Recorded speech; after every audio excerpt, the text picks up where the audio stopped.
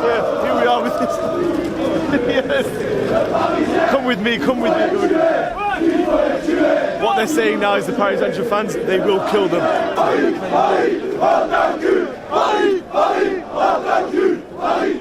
Rien à foutre du PSG.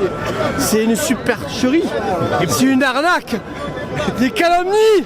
Et pour celui-là qui dit que le PSG existe, c'est un menteur.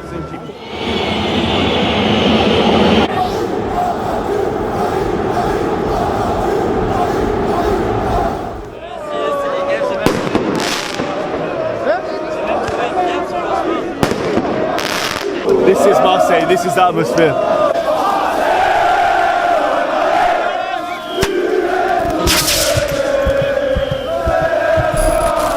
Action. Welcome to YourBoys' Euro series, where we travel Europe to see when football becomes religion. And what better way to start than in the south of France, where we will be watching Marseille take on long-standing rival, the biggest rivalry in French football, PSG. So we will be going to the Stade Velodrome to see Le Classico, where Marseille sit 5 points behind PSG. There are no PSG fans at the Velodrome because simply it would be too chaotic. Now, with me, I have French football expert Constantin Tricot, who I'd like to introduce to the fans. But guys, before I introduce him, please don't forget to like, comment and subscribe while we show you this beautiful city and beautiful culture of what Marseille has to offer. A great honor to be on the YourBoys show, the first episode of the Euro series. My name is Constantin Tricot. I'm a Marseille fan, and tonight I have the immense pleasure of introducing Yanni, YourBoys, and all of you to the Velodrome, legendary French club that has seen huge stars grace the pitches around Europe. We can think of Didier Drogba, we can think of Jean-Pierre Papin. Marseille is also very famously the first and only French club to have won the Champions League. So this will be a treat, you can be sure of that. And a treat it definitely was. But first, before going to the game, I had to discover Marseille. So the night before, Tricot took me directly to Le Panier, home to the oldest neighbourhood in Marseille.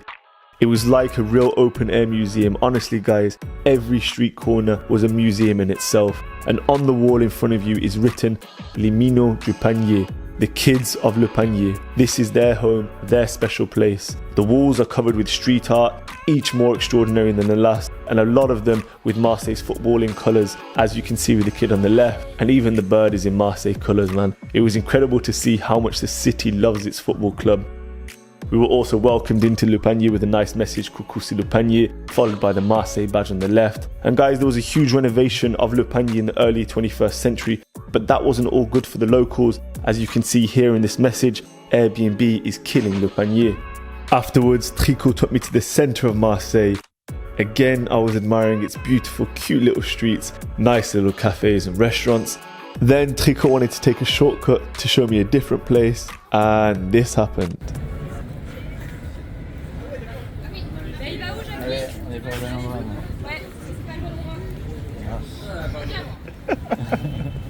Now this is when I started to feel at home walking through Marseille, a city which has been a crossroads of immigration. It was nice to see people playing football on the streets, although I have no idea what the guy on the right was trying to do. Anyway, you had the port on the left. You can see Marseille's famous La Bonne Mère in the distance. We'll get to that a little bit later. We then saw La Cathédrale de la Major, a beautiful building, before walking past Intercontinental Hotel with its lights lit up. But as we were making our way home, there was still one last act for Marseille to show us.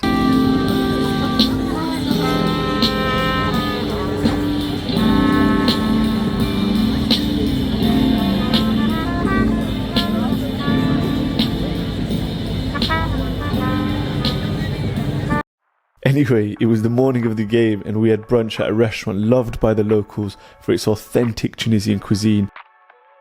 Coco and I sat down with Marseille's newspaper with a one-worded headline that simply read, Vaincre, conquer. But there was something else that caught my eye. What is this? That's a very important tournament for the election of Miss Kaggle.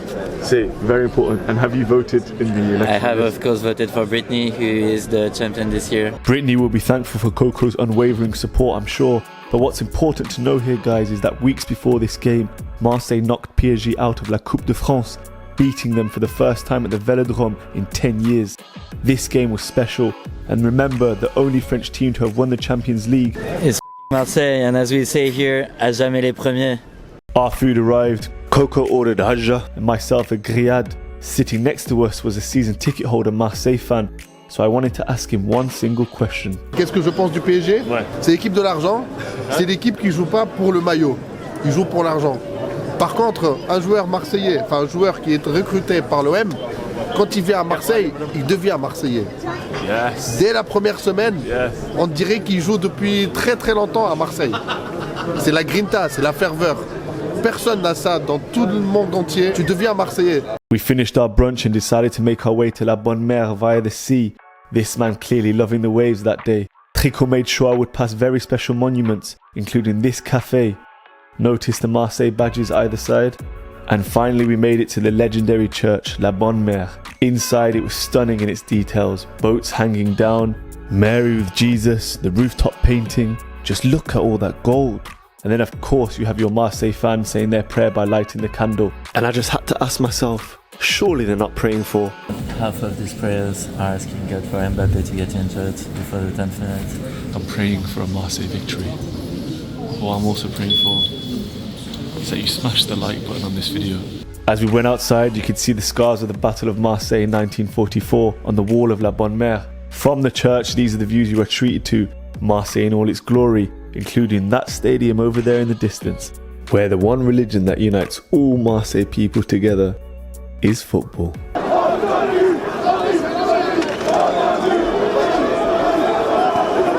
l'OM! Allez l'OM! Allez l'OM! Allez l'OM!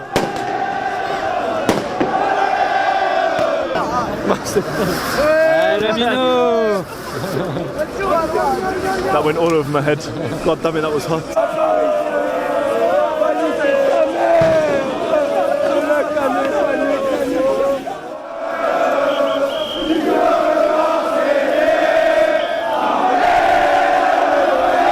PSG qui va se faire PSG, voilà le PSG qui va se faire. Allez l'OM. While I was outside the stadium, I managed to bump into a family friend who has been a fan of Marseille for over 50 years, and he shared his love for the club. C'est un club spécial, c'est une famille, donc quand on rentre une fois dans le stade, on peut plus s'en passer après. Donc c'est une passion, quoi. Finally we made it to the game, and as you can see, both the south and north side are occupied by the ultras. But what was so good, guys, is how they literally never stopped singing or putting on a show for us the whole game. Even when Kylian Mbappé scored to make it 1-0 and do his trademark celebration in front of the Marseille fans, which reminded me of what Daniel said and what all Marseille fans were fearing pre-match. Il faudra tenir compte bien sûr de la rentrée de Mbappé. C'est ça, Mbappé. Et alors, moi à mon avis, il va falloir le priver de ballon parce que le courir derrière, c'est pas possible. Voilà, il faut pas qu'il ait le ballon. One soon became two as Lionel Messi scored his 700th goal before Mbappé completed a 3-0 victory with his 200th goal for PSG, as he became their joint highest scorer in the history of the club at just 24 years old. Incredible. Wow, we got in the by Mbappé, nothing more to say. This team is a cheat. Well, it's not a team, it's just one player that, yeah, he's too good. We just witnessed what 200 million euros can buy you. A good atmosphere, nice crowd, good stadium. But yeah, we got fucked. Guys, that concludes my Marseille trip, and I genuinely cannot be more thankful to Tricot for inviting me to this special club, special city, where football is most definitely seen as a religion here. And if you liked our content, we do have more like this, as you can see on your screens now. One final thing to say before I go, Allez L'OM.